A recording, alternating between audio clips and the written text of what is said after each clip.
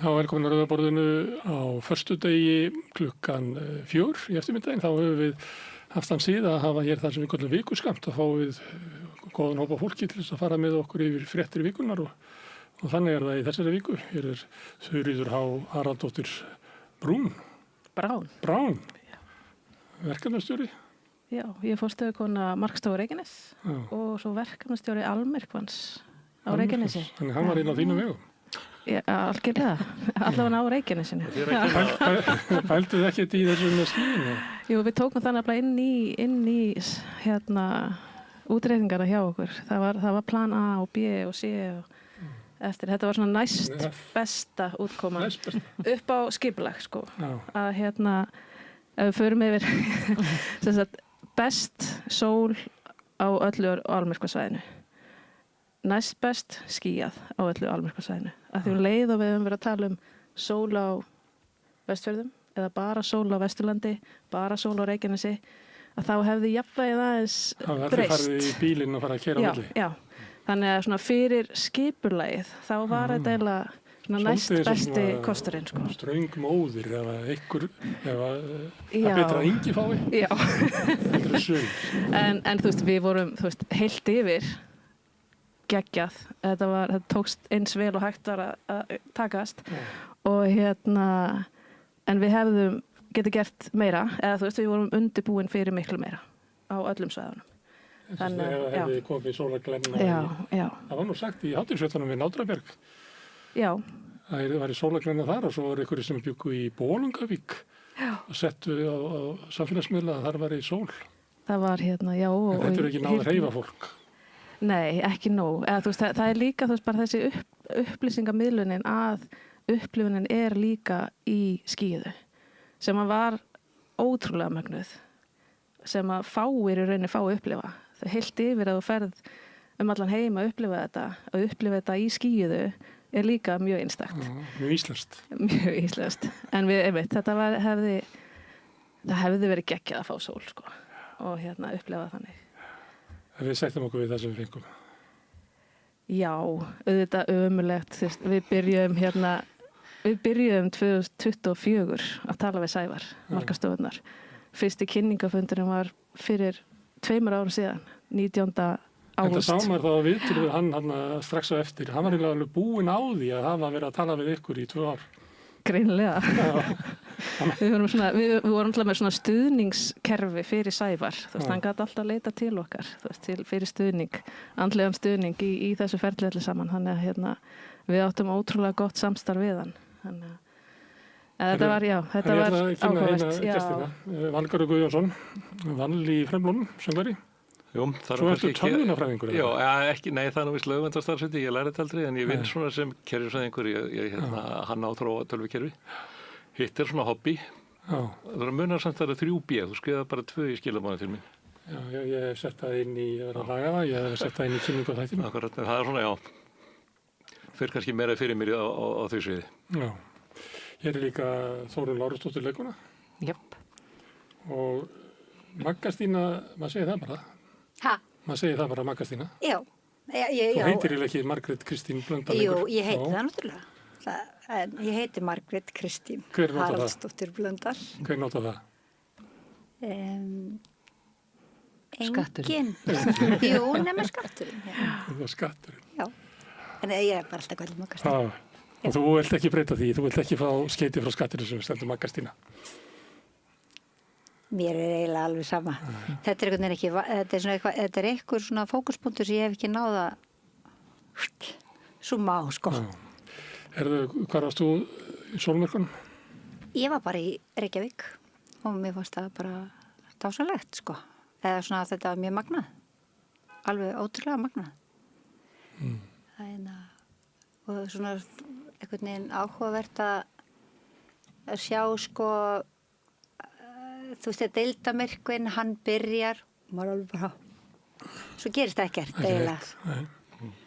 Og svo bara þegar nær dró 6, sko, þá Magnað.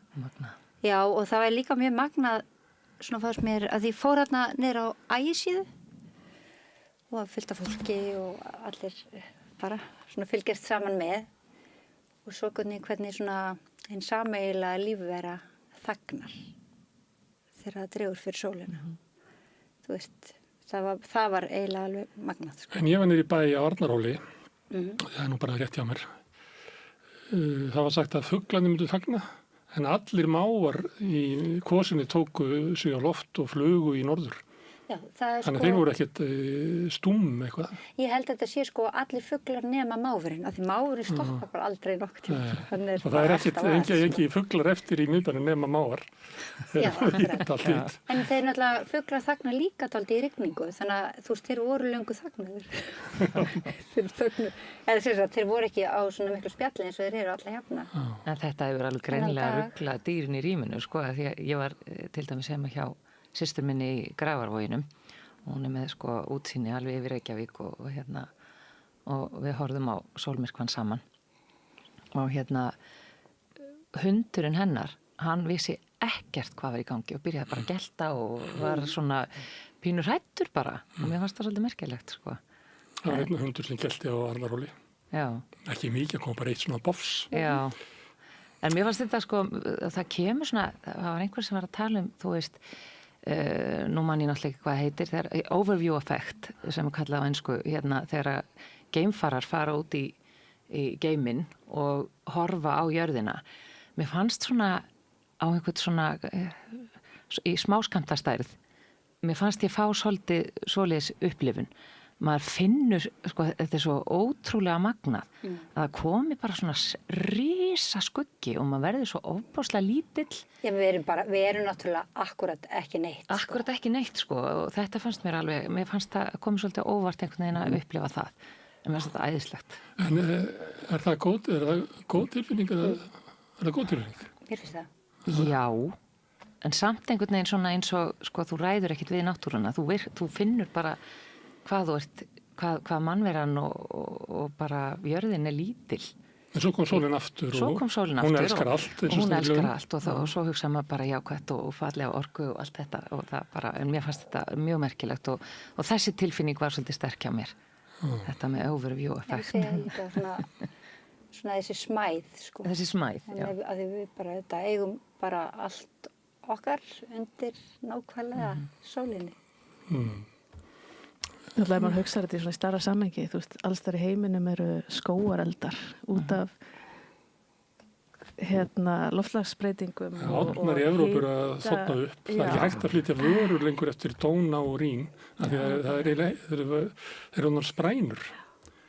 Og ég veit ekki hvort þið tókuð eftir því, en það var sem að tala um það, því að mánin hefur svo mikinn áhrif á flóð og fjöru, að þegar skugginn, þú veist, kemur yfir, að það var svona ekstra mikið flóð í rauninni.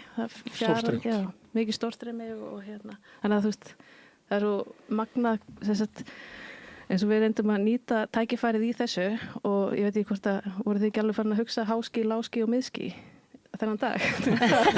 það voru mjög margir, eins og í eldgosunum, þú veist, í Grindavík og þú veist, allir að fylgjast með og allir orðnir sérfræðingar. Já. Og svo á þessum degi, þú veist, allir að skoða veðrið og veðurspána og sjá sko skýjahuluna, hvar er skýjahulan, hvernig skýjahula, þú veist, þannig að þú veist, það voru allir svolítið með í þessu, sko. Og þetta var alveg ótrúlega magnað. Hvað allir fá mikið vita og það var nýbúin að vera með mikið vita á fótbolta þegar HM-ar. Nú var allir mikið vita á Evrópu.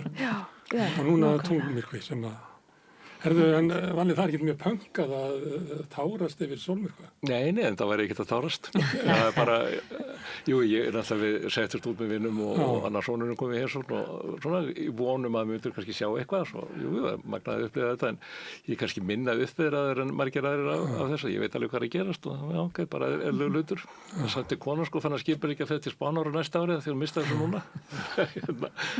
Það er að fara alveg síðust. Það er á Malaga. Malaga, já. Og ég var að beða með að skoða hótel í ger. Já, það er luxur í Egyptalandi, það er náttúrulega... Það er vist bestist að það er bara erfitt að komast okkar. Var ekki Alsír líka? Marokko, Túnis. Ég var með túristorfanir í bæ. Það var einhver íslendingarlíf. Svo þegar þetta svona kom aftur, þá klappaði fólk. Sem er svolítið í andstöðu, finnst mér, við það sem þeir að tala um smæðina. Að því ef maður klappar fyrir sólinni, þá finnum maður til eiginlega sko stórkostlegar stærðar að geta Já, kannski þetta er ekki að klappa fyrir sólinn, maður bara klappar að gleði yfir lífinu. En það er líka kannski af því að smæðin mín á móti sko stórum alheimi, þú veist, eitt útilokar ekki hitt eða skilji hvað ég meina.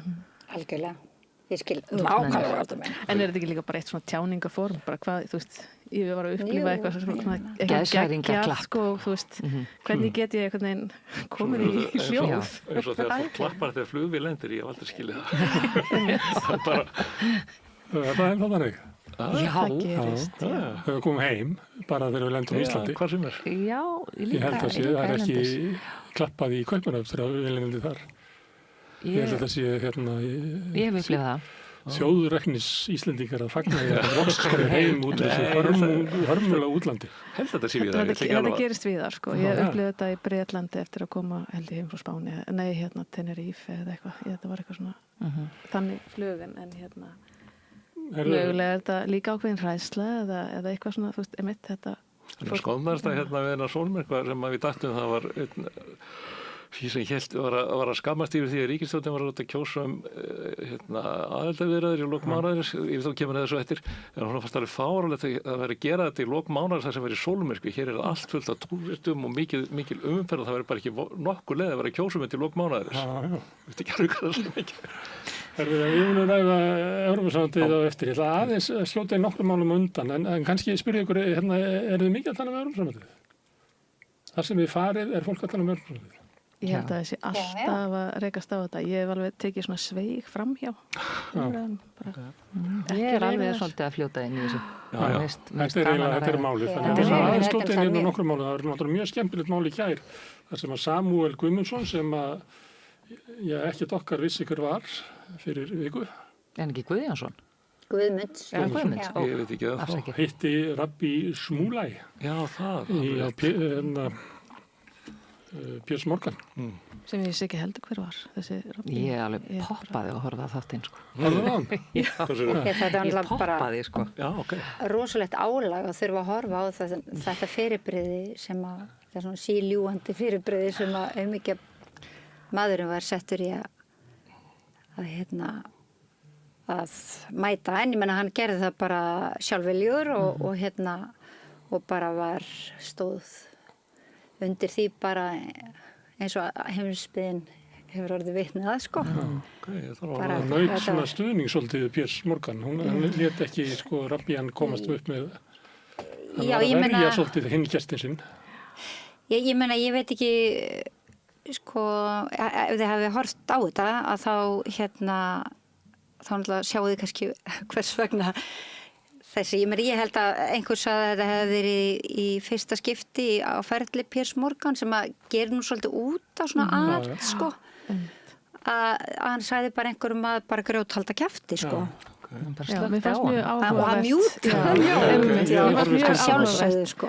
Ég sá fyrir mér, sko, það kom alltaf fram í þættinum að þú veist, þetta er örgulega áhugavert áhorf fyrir mjög marga, þannig að hann er kannski að nýta það, en á sama tíma þá held ég hann hafa aldrei tekið svona hart á einhverju viðmælanda, þú veist, nei, nú ertu komin yfir ákveðinu. Já, en ég held að þú veist, en punkturinn alltaf, sko, punkturinn í þessu eru þetta, sko, sá að þú veist að þetta er svona dæmigert eitthvað sem að, þú veist, svona okkar samtími, hann tekur upp, sko, að því þessi, dásamlegi drengur, Samuel, hann svona spontanitet, sko, bara út á lífinu held ég, eða eitthvað svo leið, sko. Veit ég hvort að þetta hefði verið að kvöldlagi, sko, sem að hann sér þennan mann og ákveður að svona taka slaginn við hann, sko, eða sérst ekki taka slaginn við hann, heldur bara lýsa yfir skoðun sinni og svo, þú veist, og þetta fyrir eins og eldur í sinu, þú veist, alla heimsbyggðina og svo er hann allt í einu mættur hann í Piers Morgan, en það sem að við verum passa okkur á að þú veist að það sé ekki aðalatrið, heldur bara nákvæmlega það sem að Samúel sagði. Þú veist, það er af hverju hann segir fuck Ísrael, þú veist, og honum er algjörlega hann sem sagt skýrir það bara ágætlega út svona, þú veist, þessi sekundu brot sem að hann komst að í þessu viðtali og þú veist, það væri kannski svolítið svona dæmigert sko að allt færi bara á hliðina út af þættinum eða út af því hver er geðveikur eða þú veist, hver er hvað. Punkturinn er náttúrulega eins og Samúel bendir á sko að það er búið að drepa þarna í Palestínu 70 opinbera tölur segja 70.000 eða yfir 70.000. Við vitum náttúrulega það er hægt að margfalda það með 3 ef ekki 4, svona samkvæmt einhverjum sérfræðingum sko. Þú veist það, og það er það sem skiptir máli. Það er það sem hann er að benda á. Hann er að benda á það að íslenskur almenningur stendur ekki með þjóðarmorði. Það er það sem hann er að benda á. Nei, hann stóð svo ótrúlega vel í þessu viðtali. Ég horfði á þetta sérstaklega fyrir þetta. Ég vissi ekkert um þetta. Ég bara sá þetta koma upp í fréttum og en við tala um tilfinningar á þann sko. Ég fekk bara einhvern veginn allan tilfinningaskalan þegar ég var að horfa á þetta. Fyrst var ég bara, ég get ekki horft á þetta. Þetta er bara hræðilegt. Þetta er hræðilegu maður, þessi rabbíni og en einmitt Samúel gerir þetta ótrúlega vel. Þú veist, hann heldur rósina allan tíman. Og svo var ég einhvern veginn eftir viðtalið. Þá fannst mér að því að hann var náttúrulega komin bara út um allt. Hann þurfti bara að tjá sig greinilega mjög mikið allt og ekki neitt. Og einmitt farin að ráðast á Piers mikið til og breyta á og þú veist hvað Bandaríkjamenn væru frábærir og þetta var komið út um allt. En þá fannst mér þetta svolítið eins og það setti eitthvað tíkall í trúðin og hann bara fór út um allt. Svona frasarnir sem hann er bara heilt yfir með greinilega gegnum öll sín vídeo og þetta myndi mig pínu á svona mögulega, þú veist, hefði eitthvað sett kommentakerfi fyrir framan hann og hann er bara að lesa eitthvað frasa. Já, veist, það var bara þetta var bara allt sem flæddi einhvern veginn og þetta er bara hræðilegt að sé svona menn að slá öllum tiltækum leiðum sem hann gætt gripið til og slá frá sér ásakanum með það að styðja þjóðarmorð. Já, og þú veist, einhvern veginn þú veist, þegar hann er komin út í horn þá dregur hann bara einhvern veginn allt fram sem að þú veist. En er það þegar hann er komin út í horn? Sko, ég vissi einmitt ekki hver þessi maður var fyrir bara núna í byrjun vikunnar og búin að fylgjast með þessu og þess vegna var ég mjög spennt að sjá þetta viðtal af því að ég hélt að mögulega yrði einhverja samræður sem að þetta voru ekki. Það var aðeins í byrjun náttúrulega þegar Piers er bara að spurja Samúel. Já. Þá eiginlega, það er eðlilegt samtal. En leið og rabbín. Já, af því að akkurat. Og ég sammála, mér varst að standa, en Samúel stóð sér rosalega vel og erfitt við þessar aðstæður. Ég meina, hann var mjög dónalegur rabbíninn, sko. Og ég bara, mann vall eftir öðru eins. Hafa séð svona, sko. Þannig að mér leið bara illa, sko. Mér finnst svona kristallar finnst mér, sko, allt sem Síónistaríkið stendur fyrir. Þessi maður. Já. Allt, sko. Þú veist, allar ásakanir á hendur öðrum eru staðfesting af því sem hann gerir sjálfur. Þú veist, hann segir ekki eitt satt orð, þú veist, allan þennan tíma. Ég meina, þú veist, hann bara varðar ekkert sannleikann, hann varðar ekkert fólk, honum er nákvæmlega sama, hann kallar bara heilu þú veist, ég meina þannig bara, þú veist, og þannig hefur strikið að auðvitað, þú veist, þegar allir Íslendingar eru orðnir gyðingahatarar, þá náttúrulega auðvitað getum að bara brosa, skilur, ég meina, þú veist, þú veist, hann er bara eins og, já, hann er eins og, þú veist, bara trúður eins og settur tíkallir í, sko. En þó þetta mál náttúrulega tengist þjóðarmorðinu og þetta er ekki fréttin þjóðarmorðið, þetta er frétt það hvort að við megum eða eigum að stoppa menn eins og þennan rabbía út úr götu til að segja afstöðu okkar. Og umræðina var sömurlítið það. Já, ég menn hún er bara hluta til þetta. Og meðan þess að Piers Morgan, hann var að segja að við eigum ekki að gera það. Já, það fyrir náttúrulega eftir hvernig þú gerir það, eins og hann var að segja. Þú veist, hann var að segja að það er hægt að gera þetta málefnalegan hátt eða vera dónalegur. Það var hans upplegg. Ég veist þetta ekki samt vera rétt, en þess að þetta er okkar skylda samkvæmt alþjóðalögum að við bregðumst við hvert einasta okkar bregðumst við þjóðarmorði. Það ekki stjórnvöld? Nei. Stjórnmálamanna þeir eru ekki að bregðast við. Stjórnvöld bregðast ekki við og þá er það almenning sem bregðast við. Það ger allt sem þú getur til þess að koma í veg fyrir þjóðarmorð. Já, og það er bara eitthvað sem bundið í lög, ekki bara alþjóðalög, heldur líka íslensk lög. Og þannig að það er bara alveg ljóst og ég meina Samúel er bara að gera skyldu sína hvað það varðar. Þú veist, það er ekkit... Eins og þú telur þig hafa verið að gera, þú hefur verið svolítið að kalla á fólk. Já, ég meina ég bara til mig verið að gera skyldu mína. Það er bara, já, og margir aðrir, sko, sem að, Má ég spyrja punkaran, er þetta eitthvað sem við megum eða eigum? Ég held að við eigum að gera, allavega sko við slum ekki dæma alla Ísraelsmenn út frá stjórnvöldum frekar en þetta fordómi við framgangur stjórnvalda. Þetta er mjög virkur áróðusmaður sem að... Ég veit ekki, ég náði þess ekki þannig, ég veit ekki hvað þetta nýrst. Ég veit ekki endilega að fara að vinda mér að hverju einasta Ísraelsmanni sem ég hitti, en ef það er einhver sem styður í þjóðarmálið, þá jú. Það er við þetta tilfelli og... Já, 95% Ísraels, þegna Ísraels hefur stutt við þjóðarmorðið. Ég veit ekki prósentum, ég veit að mjög hátluð þannig, ég ætla að gefa henni 5% smá. En það er bara svo fínt að kynna sér það, já. Ég er svo jákvæður. En þá getur maður sagt þess að af því að það eru svona stór hluti Ísraelsmanna sem að styðja þjóðarmorðið og það er gert í þeirra nafni, þetta er fram í þeirra nafni, ber okkur þá að láta Ísraelsmenn vita af afstöðu okkar? Já, það verður ekki. Absolutt. Ég held það. Mér fannst þetta umræðunar eða voru einhverjar að sömurleiti fjallum þetta. Þú veist, fólk getur haft ólíkar skoðanir en ber okkur að láta þær í ljósi. Það er náttúrulega, nei, okkur ber ekki að láta það alltaf í ljósi. Oft má satt kyrtluðkja, en þetta flokkast ekki út af það. Nei. En svo þarf maður náttúrulega að vera með svolítið svona, ég veit ekki hvað það er sem maður þarf að vera með, bein í nefinu eða eitthvað, til þess að kannski margir hafa labbað fram í rabbínunum og hugsa svo þegar þú konur fyrir næsta hóttni, hefði nú átt að gera eitthvað, sko.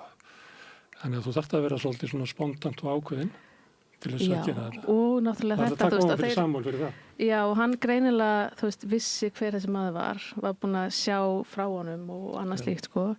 Þú veist, fyrir mitt leiti hefði ég aldrei gert það, hefði ég vitað af honum að því að, þú veist, hann er mjög ógnandi, bara í öllum sínum vídeóum og hættir ekki fyrir að honum finnst hann hafa sigrað. Þú veist, þessa rökræðu sem er náttúrulega alls ekki rökræða því að hann náttúrulega bara eldir þig og öskrar á þig. Öskrar á kærustu Samúels. Já, þannig að þú veist, þetta er eitthvað svona, þetta er eitthvað allt annað en heilbreið, þú veist, rökræða, þú veist, sem átt út guttu eða við eitthvað Ísraelsmann eða konu, þú veist, þannig að... Samúel segir náttúrulega líka, sko, hann segir í viðtalinu að hann sko sé mjög ánægður með að hafa gert til rétta. Þannig að þú veist, manneskjan kannski þarf ekkert mikið meira heldur en bara standa með samfæringu sinni. Þú veist, og ég meina, við höfum ekkert annað heldur en okkar samfæringu. Og það er það sem skiptir máli, ef við stöndum með samfæringu okkar. En Samúel var líka kannski betur að sér heldur en flestir aðrir. Hann til þess vissi að það kemur fram held ég í myndbandinu frá Akureyri að hann vissi að synir hans væru í hernum. Hann vissi miklu meira heldur en svona venjulegu maður. Já, það finnur alltaf eftir bara hvað kannski hópið tilherir eða eitthvað svo leið, sko. Nei, ég heldur bara almennt. Já. En ég held að kannski að, einmitt, og það er náttúrulega komið bara líka, þú veist, þetta er allt, þú veist, allt helst þetta í hendur. Af hverju veit almenningur ekki að þessu? Það er vegna þess að við fáum ekki upplýsingar. Af hverju fáum við ekki upplýsingar? Það er vegna þess að þeir sem eiga að veita upplýsingar, sem eru bæði einmitt stjórnvöld og fjölmiðlar, helst, eiga að veita almenningi upplýsingar um það sem er að gerast í heiminum. Og ef þeir gera það ekki, og ef að það er þjóðarmorð sem er inntakið, þá gerast þeir meðsekjur þjóðarmorð. Og þá getur almenningur ekki brugðist við með sinni samfæringu. Af því ég er ekki nokkrum vafa um það að það eru lang flestir sem að myndu bregðast við. Bara eins og þú veist, ef eitthvað kemur og ræðst á Þórunni Lárusdóttur að mér ásjáandi, þá bregst ég við. Þannig er það bara. En er þessi Smúlei, er hann það fyrirbrigði að við sem venjulegi borgarar ættum að vita hver þetta væri? Til þess í þættinum hjá Piers Morgan, þá var talað um einhvern mann á eftir, Stephen Crowder, hlustu á það? Nei. Hann var að segja það að hann vildi frekar að Pinochet væri borgarstjóri í New York heldur en Mamdani. Það eru margir smúlegar. Já, ég segi það, en ég finna ámaður að vera bara með, þekkja þá alla einhvern veginn, ámaður að vera bara inn í þeim heimi sem svolítið mikið á YouTube. Enda líka bara hann ekkert að koma fyrir hann að fóra að áreita henni almenna borgara hér. Hann kom til Íslands, heillaði það landinu, en ekki þjóðinni. Hann nú kannski ekki beint, kannski bara í svona hressum erindigaröðum, en ekki taka það inn hérna, en það er náttúrulega það, sko, af því að lög segja, til dæmis að því börnin hans hafa gengt herþjónustu í ísraelska hernum, í IDF, að þá ber yfirvöldum og þá ber almenningi að tilkynna það að þau séu hér á landi vegna þess að þau hafa öllum líkindum framið stríðsklæpi. Þú veist, þau eru að öllum líkindum, þú veist, og svo á lögregluna rannsaka það, þannig að þú veist, þetta er bara skyld okkar. En hann var ekki með þau börn, hann var með yngri börnir sín. Nei, hann var með þessi börn, hann var með 2 syni og eina dóttur. Það kom einmitt fram í viðtalinu, þú veist, að samkvæmt lögum þá, þú veist, að því hann spurði þetta á Íslandi og þá var þeir náttúrulega mjög... Já, og það er, þú veist, og málið er kannski við erum heldur ekki nógu vel kannski upplýst okkar skyldur og hvað íslensk lög fjalla og þá er það bara, þú veist, við erum takað svo margt til endurskoðunar, sko, þú veist, að upplýsa fólk þessu við þurfum að vera upplýst Er þetta maðurinn sem var að tala að Íslendingar væru gyðingahattarar? Já. Ok, sko, það að fordæma stjórnvöldi í Ísrael og hvað þau eru að gera og þó það sé 95%, það er bara ekkert sama sem er ekki milli þess að vera gyðingahattari. Þú veist... Nei, það fullar hann bara sko. Fólk ruglar þessu saman. Það að þú fordæmir stjórnvöldi í Ísrael þá ertu orðinn gyðingahattari, maður sér þetta heima í umræðu. En Smúlei hann telur að það sé samansammerki á milli. Að þú sért að ráðast á eina í gyðingaríkið í heiminum. Það er bara til þess að útrása gyðingahatriðinu. Já, þetta er náttúrulega þekkt bragð hjá síónistum, sko, og þetta gera út og það eru þeir sem eru... Mikið notað í Bretlandi bara, eða við fyrir nálægt okkur. Já, ég meina, en ég segi þetta er alltaf upprunnið bara, þú veist, í áætlun síónista yfirráð í heiminum er þetta hluta áætlunni. Það er að ala á því að allt sé gyðingahattur sem að þjónar ekki undir þín yfirráð. Já, og þú veist það er bara ósamálaðir, þú veist. Og ef Ísraelsmenn eru sérfræðingar í einhverju, þá er þá áráðsherferðir. Það ríki bara gerir út á áráður. En svo fáum við náttúrulega bara liðsauka frá Dorrit. Já, ég sagði það einmitt. Sem að vill verja okkur. Já, og hún tók það fram. Það að styðja málstað Palestínu þýðir ekki að þú sért gyðingahattari. Var hún einhvern tímann var við eitthvað óvild á Íslandi fyrir að vera gyðingur, Dorrit? Nú veit ég ekki. Það er ekki til að svara fyrir hana. En svona miðað við svarið sem hún setti inn á samfélagsmiðla þá má maður ætla að svo sé ekki. En auðvitað getur maður ekkert. Ég get ekki svara fyrir það. Ég man ekki eftir því að ykkur hafi rópað eitthvað svona. Nei, ég man ekki eftir því heldur sko. Ég man bara aldrei, ég er nú sko dálítið gömul, en ég man bara aldrei eftir því að hafa orðið verið við gyðingahatur yfir höfuð bara á Íslandi, bara aldrei nokkuð tíma. Það er bara fólk sem veltaði fyrir sig hvort einhver, bara ég vil bara segja það. Ég er með þér þarna. Ég er með þér þarna. Það er annað mál sem kom upp í vikunni. Nei, það er því að þú ert leikona. Já. Þú horfir á Piers Morgan. Ég gerði það. Þetta er náttúrulega leikhús. Þetta er rosalega. Þetta er bara Þetta var leikhús fáránleikans. YouTube er svo fullt af svona leikhúsi. Já. Hvað er þetta eiginlega? Ég myndi segja leikhús fáránleikans. Þetta er náttúrulega bara... Þetta skvættir ekki bara engu. Við hljóttum að eiga bara í menningunni eitthvað svona sambarleg fyrirbrigði sem gengið.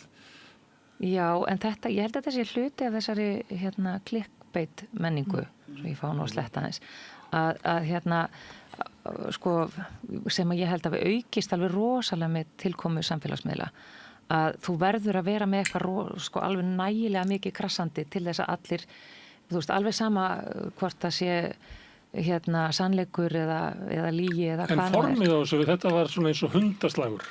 nema það að Piers Morgan hann slefti aldrei búldóknum lausum. Já, og en þetta var eins og maður verið að horfa á eitthvað sem að var að fara að skella á að vera hundaslagur. Ef að, sko, það hefði þurft, ef þetta væri leikhús, þá hefði þurft að vera miðkafli og lok, skilurðu, en þetta var bara einhver svona eitthvað uppkast þar sem að hérna, samtalið varð aldrei að neinu. Þannig að já, leikhús já, þetta var meira svona eins og, hvað hét hann hérna, gaurinn sem var með hérna, samtalsþáttinn þar sem að fólk skildi í beinni útsendingu og eitthvað. Þetta svoleiðis eitthvað. Dr. Phil. Nei, Springer, Springer. Já, og það var með þess að gera musical og allt sem að var leikhús. En svona spunaleikhús. Í spuna, já, þar ertu aftur með. Í spuna þá þarftu að halda samtalinu áfram. Þú segir já við hugmynd. En þetta er ekki gott leikhús. Ég myndi ekki segja þetta er gott leikhús, nei.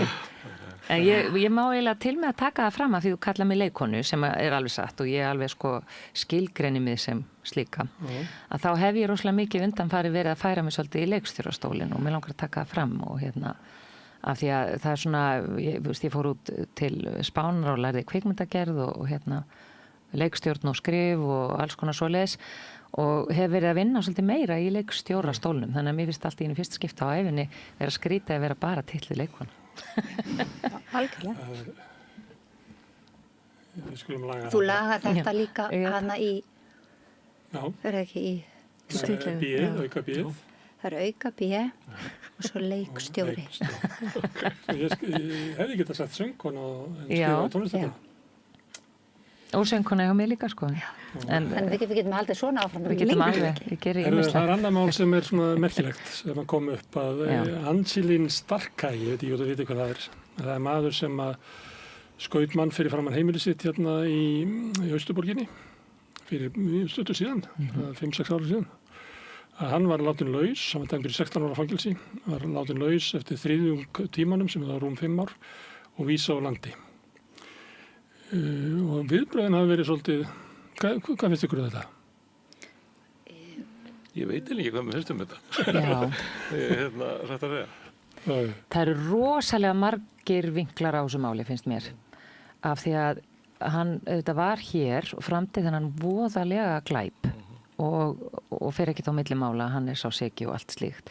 Svo setur hann í fangelsi, síðan verða þessi lög að veruleika þar sem að má veit honum reynslulaust held ég að það var áður sko ef við fyrsta brot að þá ef þú ert stiltur og góður fangi að þá er má sleppa þér eða áeiginlega sleppa þér eftir þriðjunga tímanum En er það ekki ef svo þú að er brotið að vera áður að þá er það helmingurinn af tímanum En er það ekki svo að þá ferðu inn í samfélagið með öklaband og hérna það getur verið hluti af mér skildist á dómsmálaráðherra, hún var að tala um þetta að þetta snerist það mitt að ef að hann hefði ekki verið sendur úr landi þá hefði hann komið inn í Íslands samfélag með öklaband og svo framvegis undir eftirliti Eitthvað áfangaheimilið Já, eitthvað svoleiðis en ég veit ekki nóg mikið þetta kannski til þess að vera að segja ykkur hvernig þetta er en þetta er bara sem ég las Fangelsismálastjóri var að benda á þetta var engin breyting í varðandi þetta mál með þessum nýju lögum sem var heimild á því að sleppa mönnum út úr fangelsi og vísa úr landi En að minnstakosti fer hann út úr landi og við þurfum ekki að bera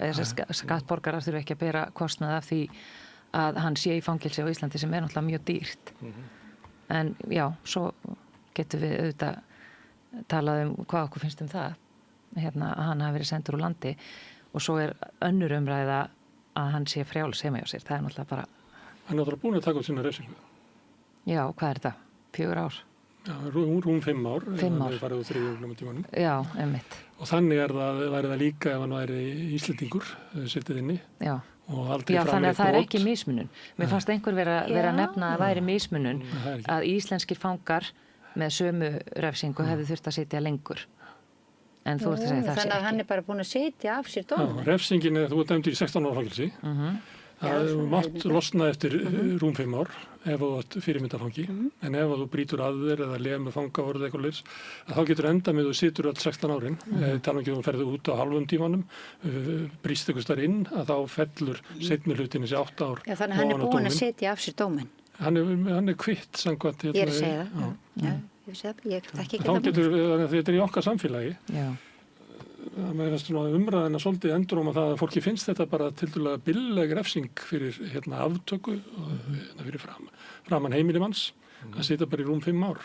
En það þá bara einmitt galli í lögum. Þú veist, þetta eitthvað sem að, þú veist, þyrfti þá að laga miklu rengra heldur en brotið sjálft vont, eða mjög slæmt, en á meðan lögin leyfa þetta, þú veist, þá getum við ekki gert neitt í því. Þetta byggt á svona betrun að þú færð refsinguna og ef að þú tekur þig á og svo leysa þá ástæðulegt fyrir að halda þér í 16 ári fangilsi.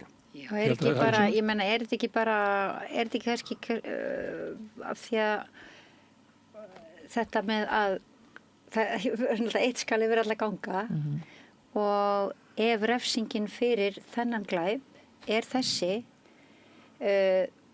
það vissulega auðvitað áferðamunur á glæpum, það það að því eins og þú segir bara aftaka í beinni útsendingu, ég veit ekki hvað, allt nú komið í beina útsendingu. Þetta þyngstu dómandi sem eru felldir hér eru svona 16 og 18 ár. Já, og ef hann hefur setið af sér dóminn að þá, þú veist, ég þekki þetta bara mál ekki nokkuð skapaðan hlut og hef alla lesið. En snýst ekki umræðan að af því hann erlendur ríkisborgari og var sendur úr landi, er ekki það sem var verið að ræða Er það ekki þeir sem að drífa umræðan áfram eru þeir sem er í nöp við útlendingar? Já, allir þegar ekki. Það er útlendingur að sleppa við 5 ár eftir að aftöku í okkar samfélagi það var kert þetta áfram. En samt viltu halda honum í íslensku fangelsi áfram og hafa hann á Íslandi til þess að hann taki út sína refsingu, en það náttúrulega breytir öllu ef að þetta eru bara lögin að alveg sama hvers lenskur hann að hann væri laus úr fangelsi hvort sem hann er Íslendingur eða eini munur en hann vísa á landi. Já. Og þar að leiðandi er ólíklegt að skilorðið ef maður fer heim til Albaníu og brýst þar inn í búð þá er það líklega bara dæmdur í 3 mánaða fangelsi fyrir að brjóta til búð. Þá fer hann ekki að setja af sér tæpu 10 árin sem hann á eftir að klára hérna á Íslandi. Ég held ekki. Ég þekki það ekki. Er þetta ekki bara að fólk er búið að setja af sér dóm, þá er það búið að setja af sér dóm? Er þetta ekki einfalt eða? Jú, en ég held að þetta snúist bara refsigleðina, ég veit ekki hvað ég var að kalla þetta. Já, kannski að... Refsigleði gagnvart útlendingum. Já, allir það ekki. Ég veit ekki, ég kannski orðaði þetta illa, ég meint ekki gleðina yfir því, en þú veist, svona hefni einhver svona hugsun. Jú, að því það er náttúrulega andinn í samfélaginu, hann náttúrulega hefur breyst mjög mikið og útlendið verður alið svolítið mikið á útlendinga andúð og þú veist, og það helst allt í hendur þar líka, ég meina það er bara... Já. Þú veist, þannig að það er mjög líklegt að þetta sé svona eins og þú segir, að það sé kannski meira, stýrir umræðinu meira. Það er eitt sem að mér finnst að var breyst frá því að ég var yngri í sambandi við svona dóma, að það komir inn svona hugmyndin í Íslandi sem að mér finnst vera svona amerísk að dómurinn sé réttlæti fyrir þolendur eða aðstandendur þolendars. Já, ég er sammálið. Ég bara hafði aldrei, þetta var bara engin nefnt þetta fyrir en svona eftir 2010 eða eitthvað.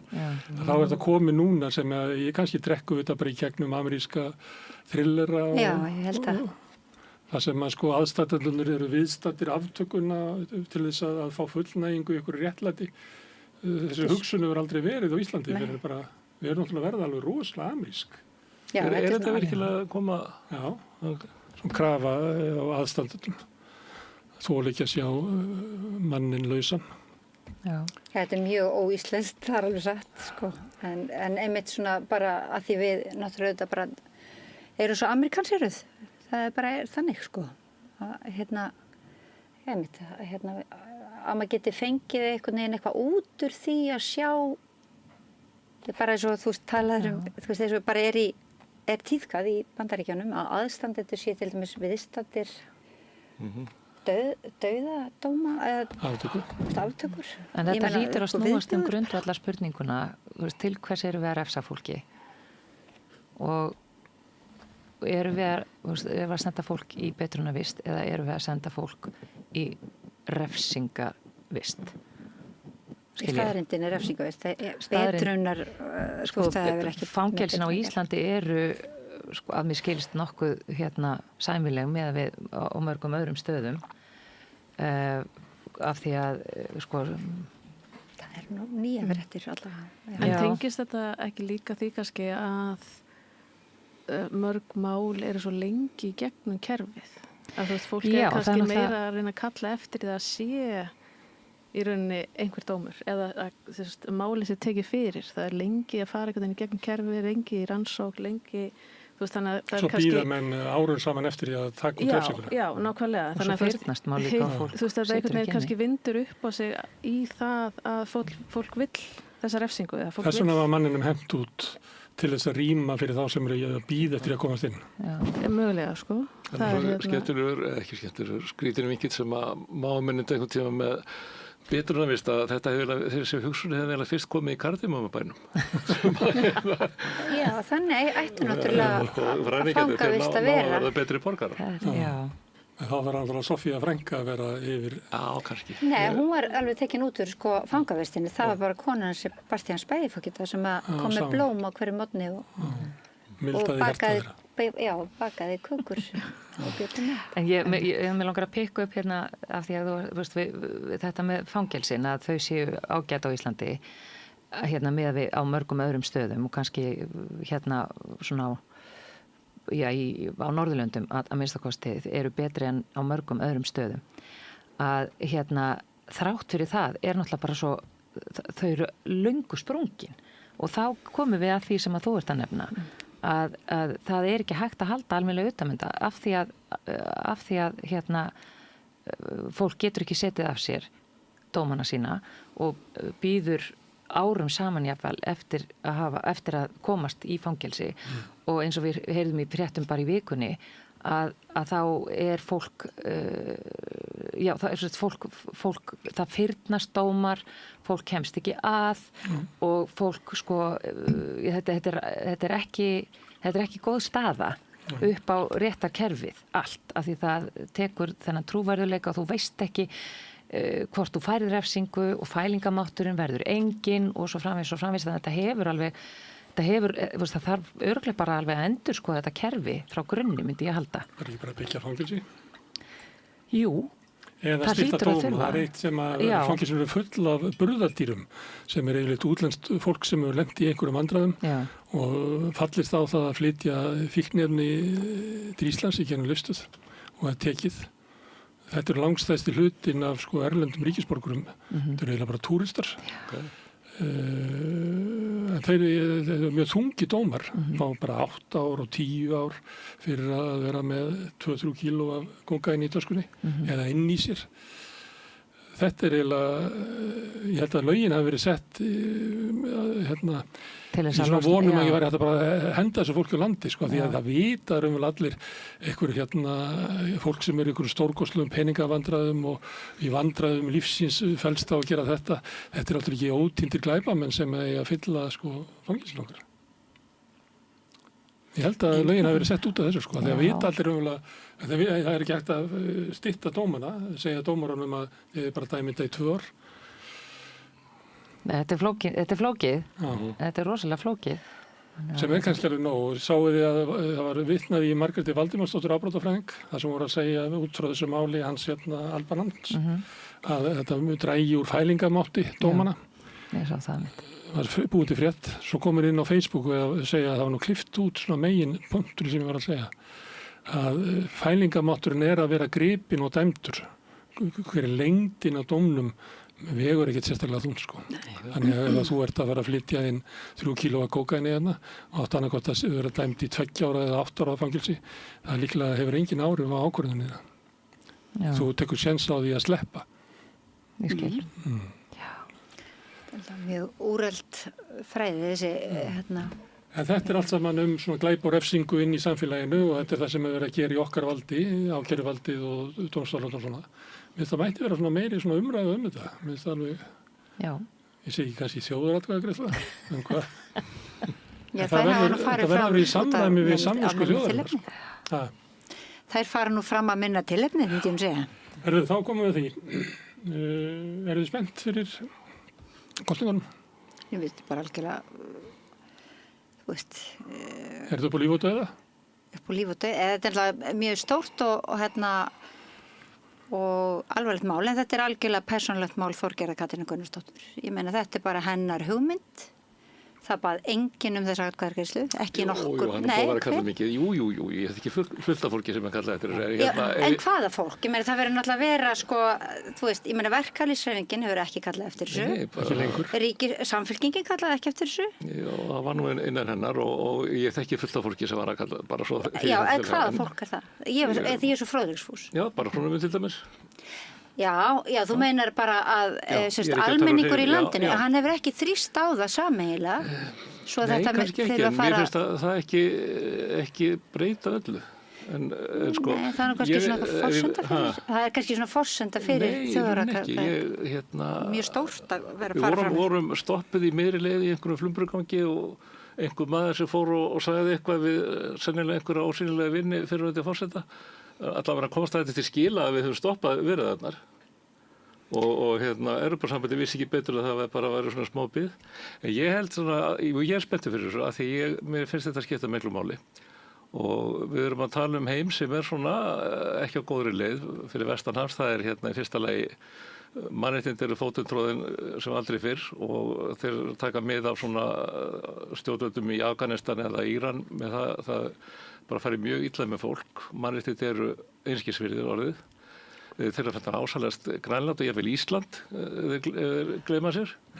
Og ég veit með í öllum sínum ófullkomleika og því sem er í Evrópusambandinu, þá er þetta þó forystu sveit með mannréttindum, neytendavernd.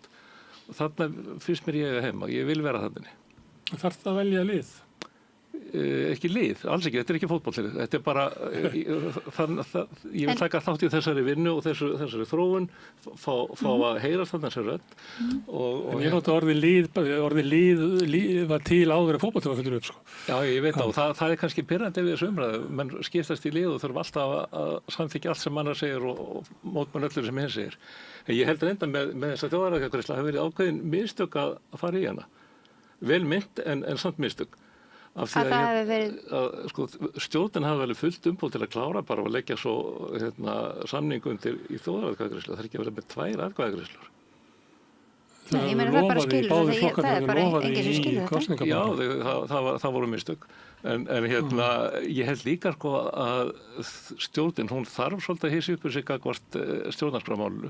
Hún er ekki nógu trúverðug að hunsa niðurstöðu og ákvörðun þjóðarinnar að fara í þjóðaratkvæðagreiðslu. Hún verður að klára þetta mál.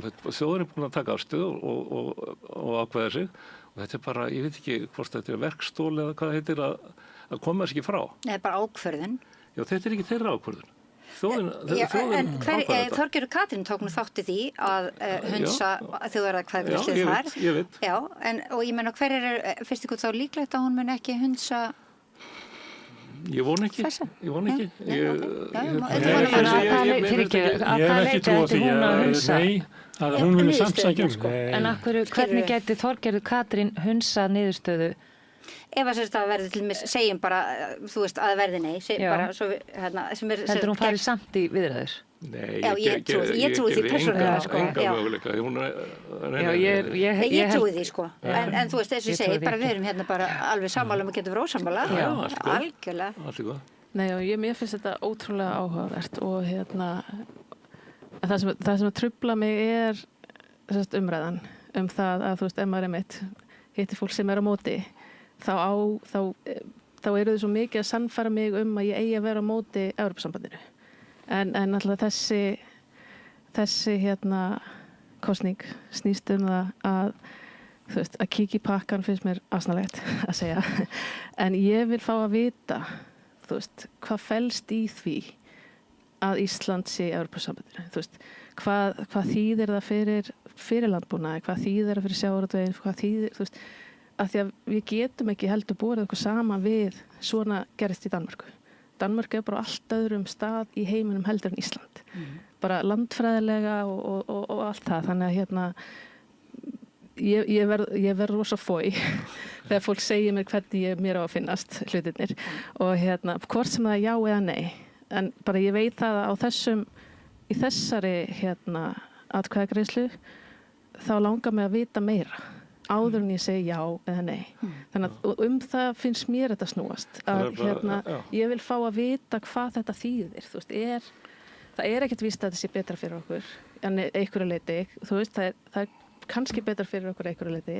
Ég vinn mjög mikið í Evrópuverkefnum og í þessu, en það er ekki alveg eins í Frakklandi, Spáni eða Norður-Noregi, Svíþjóri, Finnlandi, eða þú veist, þetta er ekki alveg það sama og heldur ekki gagnvart sko atvinnuvegunum einhvern veginn. Þú veist, þetta er hvert land þarf að fara inn í þetta fyrir sig og mér fannst alveg áhugavert að hlusta á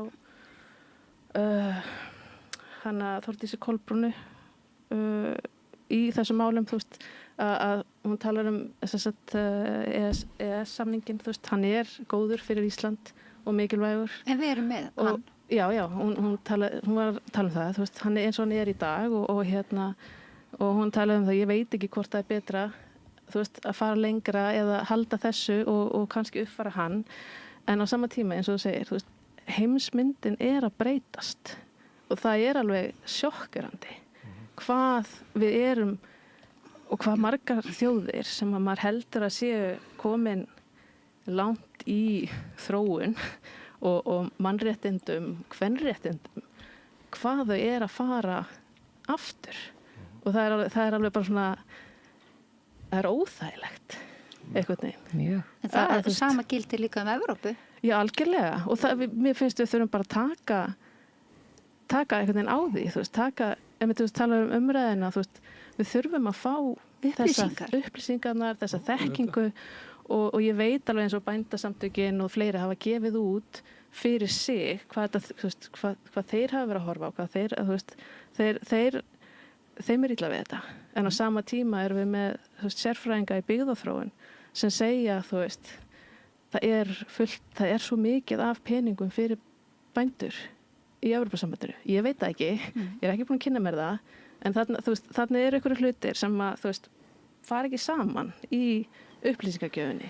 Það er svolítið fríðileika sko fyrir ekki umræðan hún ég fylgist talsist með henni og hún er farin að snúast hluti sem fólk veit ekki eða þá.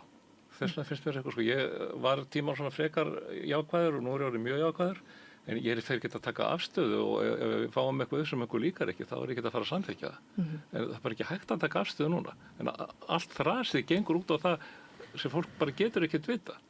Mér finnst líka svo mikilvægt að skoða því að ég er líka búin að lesa mig rosalega mikið til þetta og hlusta á eins margt og eins ólíka aðila og ég get ímyndað mér þar að segja, mér finnst bara alltaf að fólk sé búið að ákveða niðurstöðu og finnir svo rök til að passa við niðurstöðuna og þetta er bara eins og að gera rannsókn og vera búin að ákveða niðurstöðuna fyrirfram sem er bara ekki trúverðug og þannig að þú veist, ég meina að fletta. Við erum náttúrulega svona svolítið mannskepnan. Tökum ákvörðun með litla heilanum og notum við bara stóra heilan til þess að réttlæta það. Algjörlega og það er svo erfitt núna og mér finnst það alveg einhvern veginn, eflaust hefur þetta verið svona áður en mér finnst þetta einhvern veginn hafa farið í sko 10. veldi ef ekki meira að fyrir viki þá bara ég get ekki tekið á hvað fólk trúverðugt í þessari umræðu.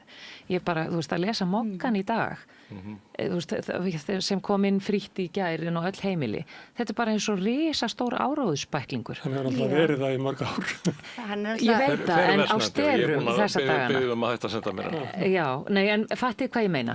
Þú veist, Mogginn, já, ég veit það alveg, en sko núna, þetta var, mér fannst, ég fór bara að hlæja, ég bara hætti að lesa. Finnst þér umræðin vera erfið og óþægileg? Hvernig gengur okkur að skiptast á skoðunum í aðdraganda þjóðaratkvæðis? Ég reyni að hlusta og lesa efni eftir fólk sem að er ekki í hástöfum og öskurtali og ég reyni að lesa greinar þar sem eru studdar með heimildum og mér finnst líka, ég er algjörlega á því að ég get ekki tekið afstöðu til þess hvort að við höfum heim í ESB eða ekki án þess að fá að sjá hvað okkur býðst. Ég er alveg þar og mig langar rosalega mikið að fá að sjá hvað okkur býðst vegna þess að ég hef áhuga að sjá hvað er í boði, hvort að það verður betra fyrir börnin mín og fyrir barnabörnin og allt það, þannig að ég er algjörlega þar þeim megin og komin þangað og því meira sem ég les eftir neysina því harðari verð ég í hináttina. Við verðum að lesa þá eftir jámennina, kannski færist aftur tilbaka. Ég geri það líka og stundum verð ég bara, come on, þú veist, það alveg, Jesús minn, það alveg þeim megin líka, svo það sé sagt. Það hérna, mér finnst verið að tala, sko, þetta eru margir að ganga á langt og svona ekki alltaf nákvæmir, það miklu meira áberandi hjá nei-sinnum, að til dæmis þeir byrja að þvætningum herskildu og hérna byrja að dæla einhverjum skjölum að þessi stendur þvert á þessi segja og ok, menn gera mistök en svo halda það bara áfram þó þessi búið að leiða þetta ég sé ekki alveg svona á jáhliðinni þannig að mér finnst allavega jáhliði vera trúverður þessu leiti að menn reyna að vera mannaflegri. Kannski er fólk þá er það mismunandi hvort fólk er að ganga út frá því að þetta sé, hvort það sé tilbúið til þess að eyða 5 milljörðum að tekjum þjóðarinnar í að athuga eitthvað eða hvort það er sem sagt, að kjósa það að ganga í Evrópusambandið eða ekki. Björn Leví afgreiddi þetta peningatal ágætlega í grein bara í geraði fyrir þetta er smáurar.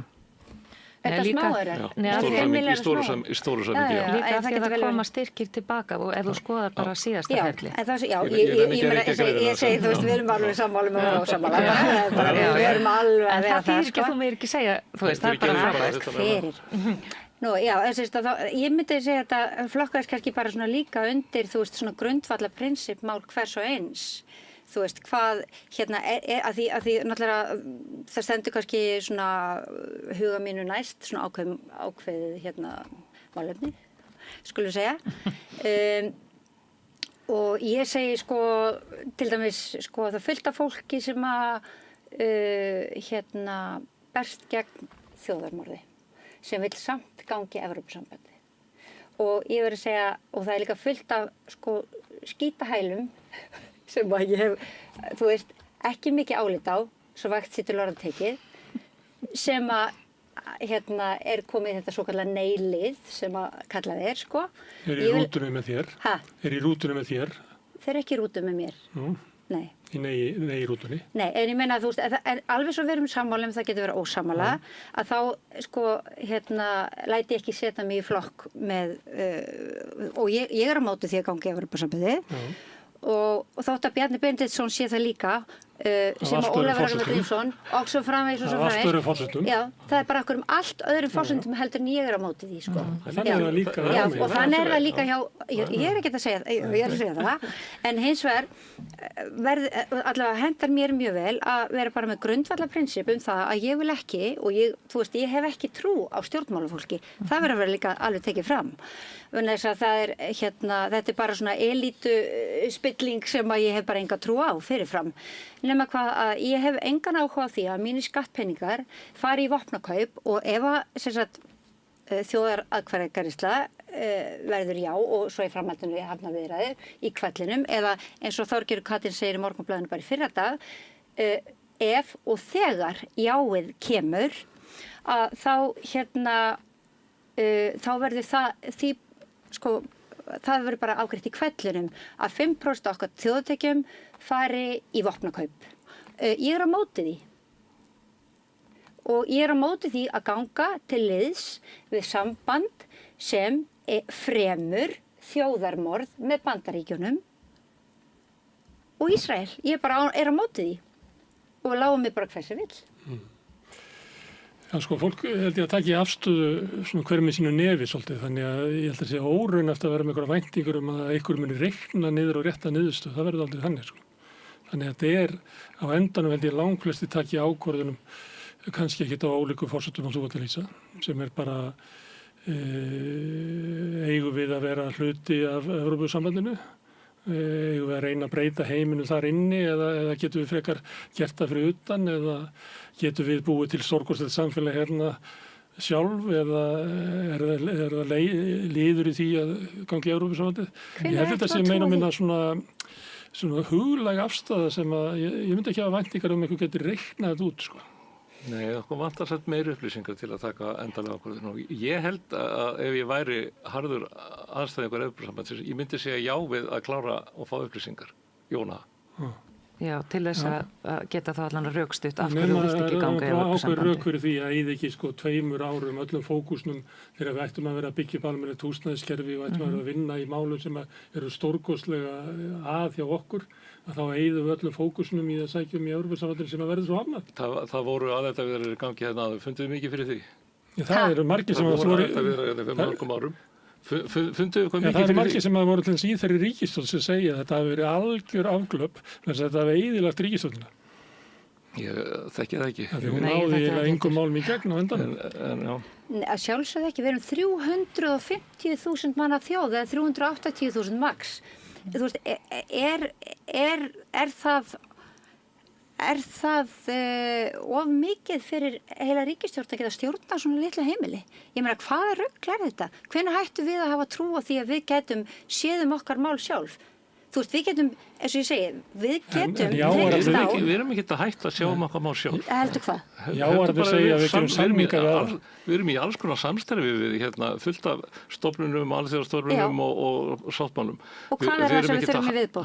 Hvað er það sem við þurfum í viðbót að þínum mati sem Evrópusinna? Ég var að segja það áðan, ég vil tilheyra þessu samfélagi þar sem mannréttindi eru þó skömmur skárri. Mannréttindi eru ekki virt í Evrópu. Þau eru miklu betri þar. Nei, þau eru það ekki.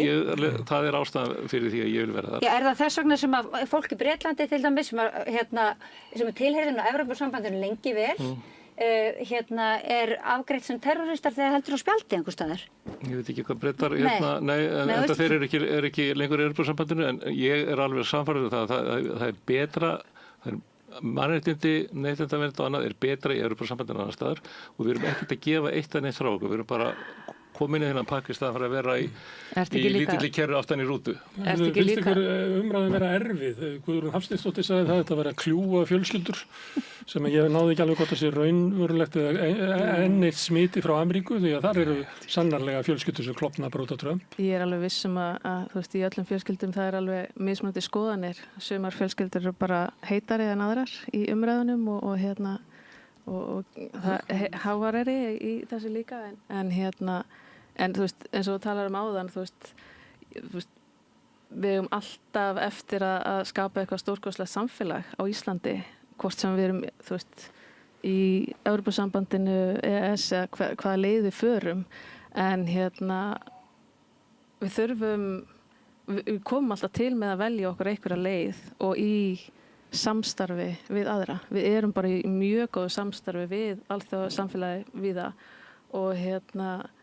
og við þurfum að taka okkur afstöðu og annað slíkt en þú veist, það sem að mér finnst kannski leiðilegast í þessu og við höfum alltaf bara reynsluna frá því á síðasta ári og er sko ef það verður já núna í ágúst ætlum við þá að eyða öllu næsta ári í málþóf á þinginu í að vera á móti þeirri niðurstöðu eða öfugt eða fatti, ég held að þú veist ég held að við séum kannski frekar að skemma fyrir okkur sjálf í næstu skrefum heldur en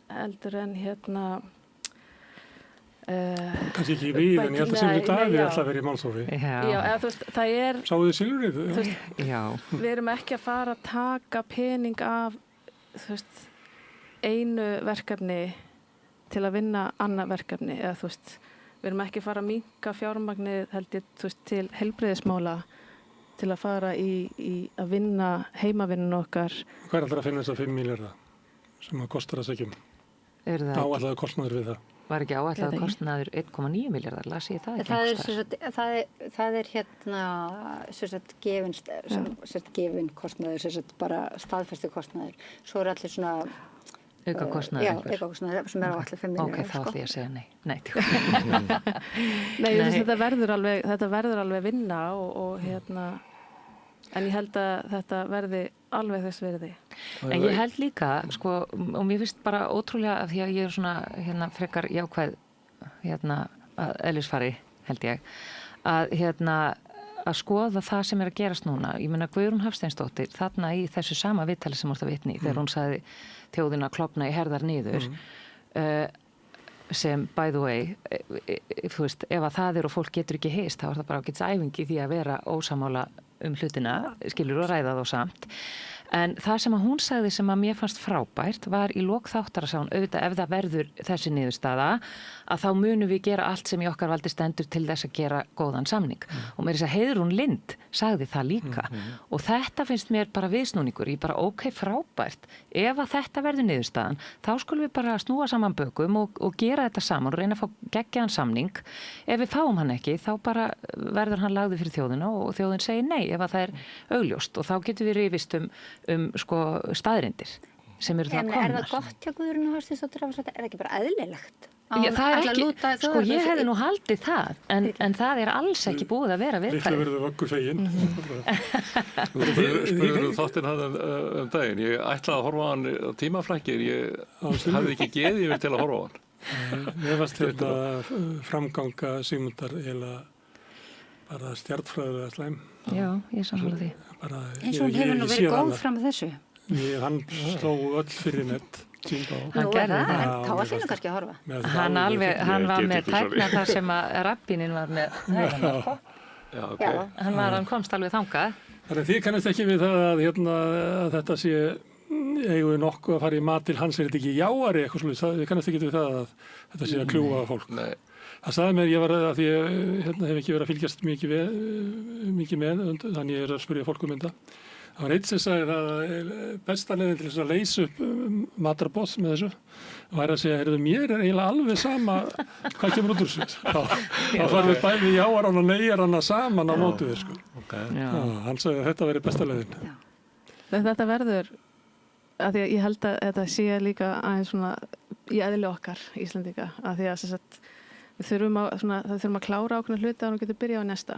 Jú, það er búið að vera mjög mikið í gangi núna varðandi þessa kosningu og það er já og nei er að koma inn og það er mjög áhugavert að fylgjast með því að fólk voru ekki undirbúa sig fyrir almyrkvann fyrir eftir Vestló. Svo kemur gleðigangan og svo, það er menninganótt og svo... Þú vannst við hennan sólmyrkva. Við hinn gerðum það ekki. Við þurftum ekki margra vikna undirbúningar. Við þurftum þess að einu mínútu. Nei, nákvæmlega. Ég lappaði bara út á næstu grasflöt og horfði flöti. Akkurat. Þannig að það er heilmikil vinna búin að vera í gangi með upplýsingamiðlun og hvenar byrjum við að hlusta. En eins og tala að við þekktum ekki hennar rabbina. Ég er alveg saman þessu. Ég hef sagt það hér að það mun koma fram í næstu viku. Já. Svona kannski ef það kemur könnun svona á 50. næstu viku, þá byrja ég að taka mark á því. Ég held að kannanir sem verður gerðar í ágúst það verður alltaf mjög skrýtnar og að því fólk er bara ekki með fókusun á þessu.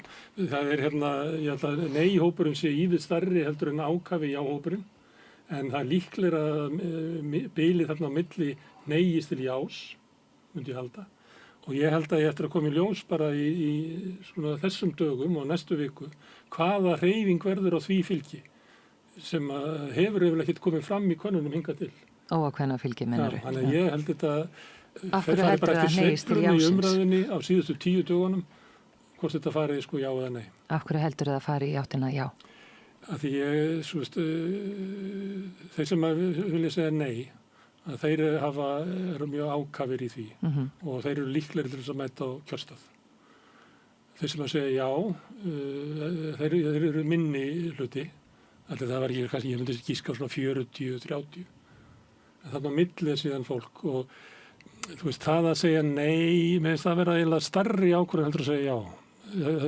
Jáið nærði að vera kannski, af því þá tekið bara ákvörðun næst. Þess vegna myndi ég halda að jáið hefði meiri möguleika á að sækja inn í miðjuna heldur en nei, sérstaklega ef neiið ætlar að stilla Hannesi Hólmsteini og Sigmundi Davíð fram. Þá er náttúrulega hrekur allan millikaflan yfir í jáið, sko. Þú verður að geta að tala við fólk eins og þetta sé bara eðlilega ákvörðun sem fólk er að taka og það eigi að taka ákvörðun út frá einhverju svona sínu eigin mati á stöðu okkar í heiminum og öðru slíku. Þú verður að treysta því að þetta fólk taki rétt ákvörðun, en núna er öll umræðan þannig að það eru neyjararnir að segja að jáararnir séu bara fáindar og öfugt. Já, og þetta er bara óþolandi umræða. Algjörlega óþolandi. Já. Og þetta, og þú veist, og maður ætti auðvitað bara, þú veist, það er ekki nóg hvatt til þess að fólk afli sér bara upplýsinga hvað Evrópubandalagið snýst í raun og veru. Ég meina, stærstu verkefni Evrópusambandsins eru hernaður eins og staðan er í dag.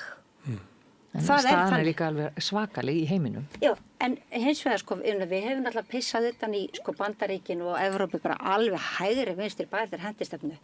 Þú veist, og hérna, ég meina, við erum í NATO, við höldum áfram að vera í NATO. Já, en... Ég veist að verið mikið gagnað því, það er ekki vist að verið mikið gagnað því. Gagnað því að vera í NATO? Já. Nei, það er alltaf verið ógagn. Við skulum vera samanlega það, Valgarður, að það er hið vestamál. Ég sagði það ekki. Já, herðu. En eitt dæmi, ég heyri það svona fólk er svona velta fyrir sig hvað hefur verið góð í því að eiga í svona debatt. Og stundum hef ég áhyggjur af því, ég er alltaf að vinna eiginlega við að vera með svona debattina. Þannig ég velti svolítið fyrir mér.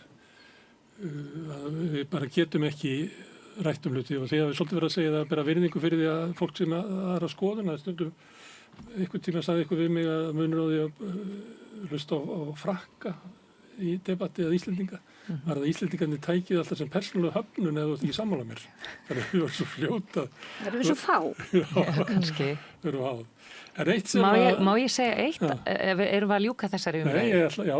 Að því mér langar bara, að því að það var einmitt ein vinkona mín sem að póstaði í morgun og hún er sko neysinni og hún póstaði í morgun því að að fólk ætti að lesa bæklingin sem kom frá stjórnvöldum atkvæðagreiðsluna vegna þess að það er fullt af upplýsingum þar. Fólk ætti bara að fara í gegnum og lesa allt vegna þess að það er rosalega upplýsandi. Það var nú margir sko fett fingur út í þennan nákvæmlega þennan bækling sko, sem að klára að lesa hann. Ég ætla að gera það. Áráðsrit sko. Er það? Hún sagðist hafa elfst svakalega í sínu neyi. Þannig að mér langaði bara að segja þú veist að því að þú verður að fá einhverjar upplýsingar og kannski er þetta áráðsrit. Ég hef ekki lesið það. Það sem ég byrjaði að lesa þann daginn og fannst það ekki. En ég hvet fólk bara til þess að lesa hana bækling og mynda sér skoðun á einhverjum á grundvelli upplýsinga. Ég hef heyrt þetta sama frá neyjurum að bæklingur sé ekki góður. Þetta er bæklingur sem er búin til af yfirkjörstjórn. Þannig að ég hefði svona ætla, ég hef ekki skoðan. Man ætla svona fyrirfram að þetta ætti að vera svona þokkalega á að vera hlutlaust. En mér fannst það vert að segja þetta af því að þessi manneskja sem ræðir sem póstaði þessu og sko, mér fannst hún var svolítið hissa. Ég held hún hafi haldið þetta að vera áróðsrit en eldist í sínu. Já, þannig að það bara eitt í umræðinu þetta sé allt saman risastór blekkingaleikur og eitthvað svona, hvað finnst ykkur það? Blekkingaleikur? Það er bara kosningarnir allar. Það sé... Já, það sem ég sé í þessu sko er að þessu bara hleypt af stað af einni manneski. Við erum ósammála það. Já, en ég held að og ég held sem sagt persónulega að þessi ákveðna manneskja sem eru utanríkisráðherra Íslands fari fram með þetta ekki með hagsmuni þjóðarinnar að leiðarljósi. Heldur hvaða hagsmuni? Sína eigin hagsmuni. Þetta er bara mín skoðun. Hvaða hagsmunir eru það? Sýnir hagsmunir og hagsmunir þjóðarinnar. Ég hef bara mjög mikið áhuga að heyra. Já, fólk getur náttúrulega bara... Þorsteinn Már heldur það og Bjarni Ben heldur það að hagsmunir sinna fjölskyldu og þjóðarinnar farið vel saman. Ég veit það. Bara við sjáum bara til. Ég er svolítið sammála með Kristínu. Ef við hefum gert könnun kannski bara síðustu áramót til að vera mikilvægt við sækjum í Evrópusambandinu. Ég held að það hefur ekki fengið meira en svona 14%. Ég held að ég hef ekkert fyrir mér í því. Þannig ég er ekki sammála með Kristínu og hefur fengið bara 1 atkvæði sem verið fyrir Katrín. En ég held að það hefur verið eitthvað það. Það er ekki 2 allavega. Og ég meina Kristrún með sína dómgreind sagði að þetta væri ekki klókurleikur. En hún þurfti að semja um þetta inn í stjórnarsáttmálann og er núna svona hálfvolgur talsmaður. Þannig að sömuleyti er þetta svona ítt inn á dagskrána án þess að hafi verið stórkostlega eftirspurn eftir því. Algjörlega. En svo er það bara... Hún getur ekki eins og tekið afstöðu á opinberum vettvangi. Ég upplifði þetta öðruvísi en ég skulum ekki hangið í því.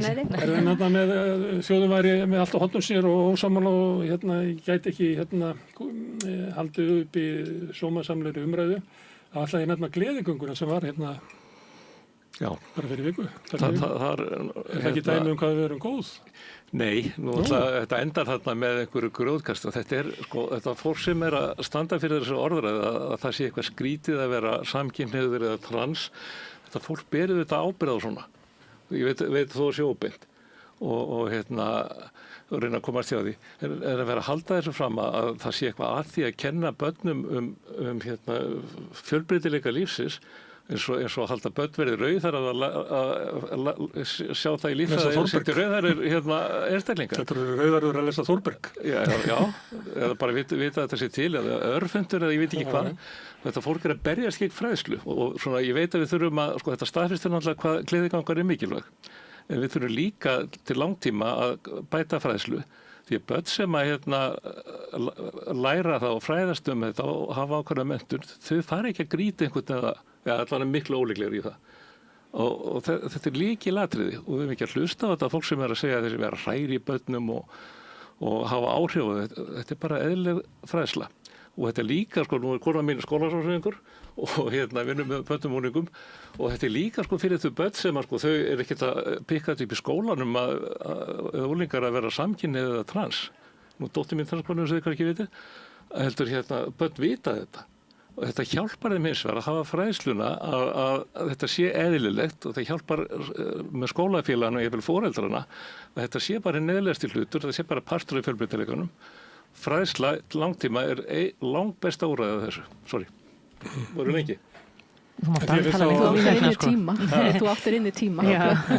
Þið finnst á að stjórnmálamenn eins og Snorri Másson og svona að taka þetta til sín, að þessu espa upp. Já, auðvitað. Þetta kemur til þann. Stjórnvöld gefa tónin út í samfélagi. Gefa veiðileyfi á. Þau gefa tónin út í samfélagi. Það eru ákveðni þingmenn, skulum við segja, og fórhaldið. Stjórnvöld, ég meina, þeir eru ekki stoppaðir. Það er enginn sem talar gegn þeim. Jú. Sem betur fyrr. En þetta samt orðræðar sem við ekki að láta bjóða okkur. Og þessu hefur verið svarað mjög vel. Af hverjum hefur það verið svona? Aftur að nefna til dæmis börnin mín, en það er að segja. En ert þú ekki að segja að til þess að dómsmálaráðherra ætti að adressa þetta, að það væri verið að ýta undir hatur í samfélaginu? Jú, auðvitað. Hún gerir það ekki. Alveg sammála. Ekki heldur kakast útlendingum. Hún gerir það aldrei. Hún gerir það aldrei. Heldur herðir bara viðurlög og lokar á fólk og refsar fólk. Aftur kemur að þessu að fræðsla er grunnurinn og þetta er langtímaverkefni, en við þurfum að hugsa þetta.